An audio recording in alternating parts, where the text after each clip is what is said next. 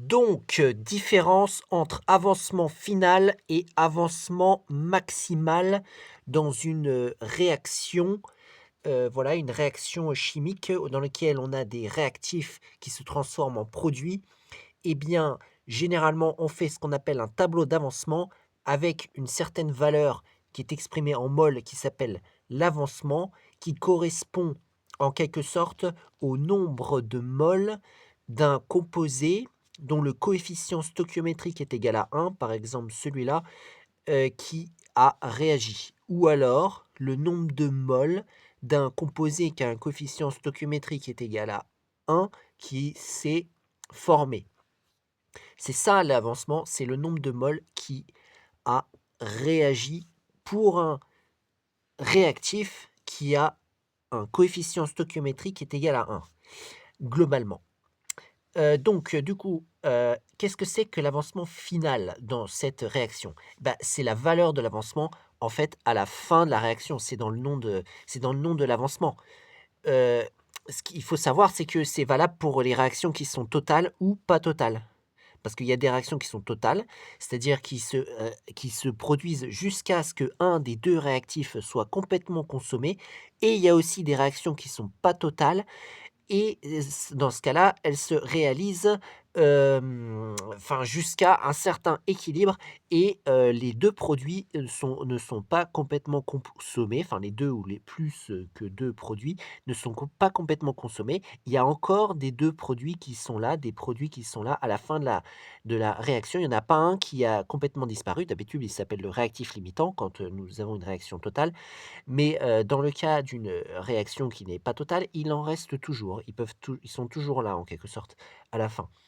Donc du coup, c'est ça qui fait la différence entre l'avancement final et l'avancement maximal, parce que l'avancement final, c'est l'avancement qu'on a à la fin de la réaction, c'est-à-dire quand la réaction est terminée, qu'elle soit totale ou non. Tandis que l'avancement maximal, c'est l'avancement que l'on obtient si jamais on considère que la réaction est totale. Qu'elle soit totale ou pas, on considère qu'elle est totale et on détermine l'avancement maximal de cette manière-là.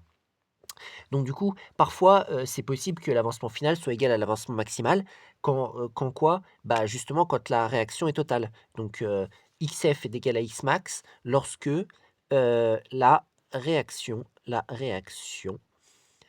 est, totale. Voilà, mais pas dans l'autre cas.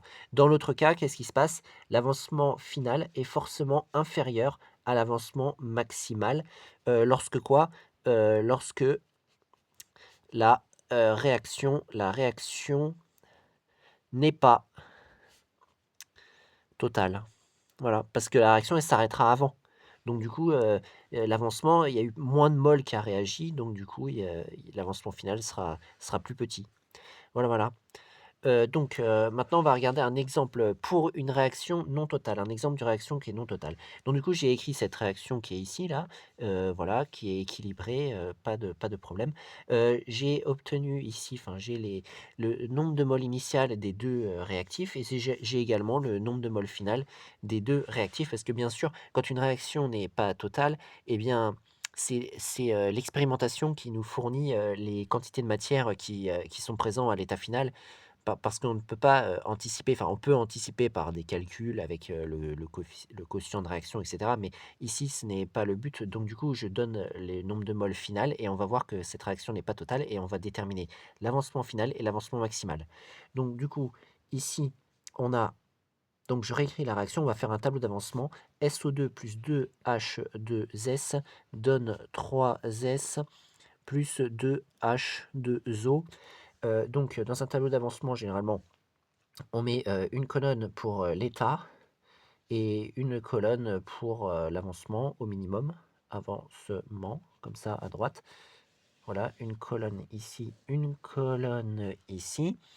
Voilà, voilà, comme cela. L'état, donc ici on a état initial, c'est généralement comme ça qu'on fait. L'avancement, puisqu'il n'y a pas eu de réaction, il était égal à 0 mol.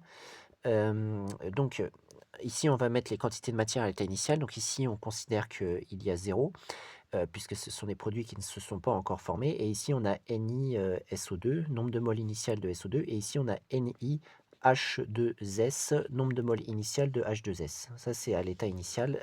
Les réactifs n'ont pas encore réagi Ensuite, on a l'état intermédiaire, où l'avancement est une valeur quelconque qu'on va noter x tout court. Et donc du coup, la quantité qui reste de SO2, ça va être NiSO2 moins son coefficient stoichiométrique fois l'avancement. Voilà. Et ici, ce sera NiH2S moins son coefficient stoichiométrique multiplié par l'avancement, c'est-à-dire 2. Ici, on va avoir 3x qui vont être formés et ici 2x pour H2O qui ont été formés. Pourquoi? Parce que, encore une fois, s'il y a une mole de lui qui réagit, il y a 2 moles de lui qui réagit, donc du coup, il va se soustraire 2 fois moins parce qu'il y a un coefficient symétrique 2. Il y a 3 moles de lui qui vont apparaître et 2 moles de lui qui vont apparaître. Donc ça, c'est état intermédiaire. Ensuite, on fait l'état final. Donc l'avancement s'appelle XF. Et donc, on recopie la même chose, ça fait NiSO2 moins XF. Voilà. Mais étant donné que nous connaissons la valeur finale de SO2, on peut aussi écrire que ça, c'est égal à NF de SO2. Et pareil pour l'autre ici, on a NiH2S moins 2XF qui est égal à NF de H2O, de H2S. Voilà, et ici c'est formé 3XF et ici c'est formé 2XF. Donc là on est à la fin de la réaction. La réaction est terminée. C'est l'état final. Mais elle n'est pas totale, on le sait, parce qu'il reste à la fin les deux réactifs. Mais il est possible d'obtenir l'état maximal, c'est-à-dire l'état si la réaction est totale, même si elle n'est pas totale.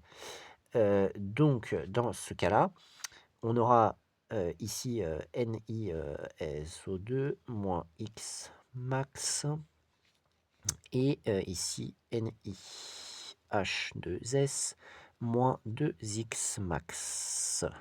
Voilà. Et ici, on aura 3X max et ici, on aura 2X max. Voilà. On est à l'état maximal.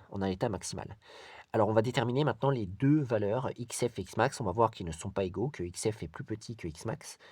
Donc, comment faire pour avoir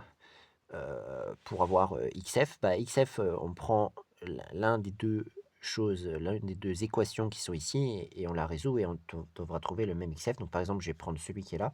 J'ai donc NiSO2 moins XF égale NFSO2 et donc XF va donc être égal, si on résout cette équation, à NiSO2 moins NFSO2 égale, donc NiSO2 c'était 3,0 fois 10 puissance moins 2, moins NFSO2 c'était 2,5 fois 10 puissance moins 2. Donc on se retrouve avec 0,5 fois 10 puissance moins 2 qui est égal à 5 fois 10 puissance moins 3 mol. Voilà pour l'avancement final. On peut essayer de trouver aussi l'avancement final avec l'autre équation. On trouvera normalement la même valeur, sinon ce ne serait pas logique. Donc ça, c'était l'avancement final. Maintenant, je vais faire l'avancement maximal. Alors pour l'avancement maximal, en fait, puisque la réaction est considérée comme totale dans cette détermination d'avancement maximal, eh bien, il y a forcément un des deux réactifs qui va ne plus être présent dans cette hypothèse. C'est-à-dire que c'est soit lui, soit lui. On doit déterminer lequel.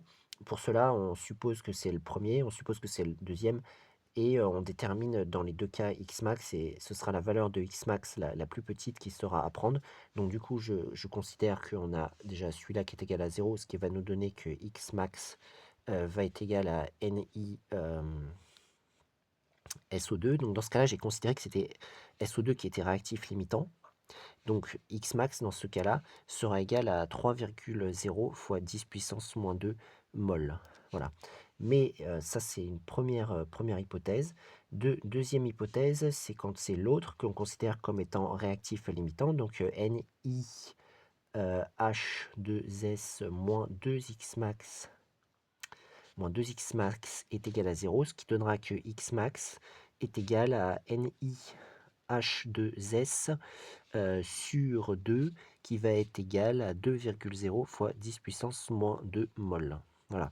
Donc dans le cas où c'est lui qui disparaît en premier, eh bien l'avancement maximal est 3 fois 10 puissance moins 2 mol. Et quand c'est l'autre H2S qui disparaît en premier, l'avancement maximal est 2,0 fois 10 puissance moins 2 mol. Et donc on en conclut que dans ce cas-là, X max va être égal à finalement le plus petit des deux valeurs que nous avons trouvées, c'est-à-dire 2 fois 10 puissance moins 2 mol. Voilà, donc j'ai trouvé l'avancement maximal qui est égal à 2 fois 10 puissance moins 2 mol et l'avancement final qui est égal à 5 fois 10 puissance moins 3 mol. On voit bien que l'avancement final est plus petit que l'avancement maximal. C'est normal, la réaction n'était pas totale. Et voilà l'explication de comment comprendre la différence entre un avancement final et un avancement maximal.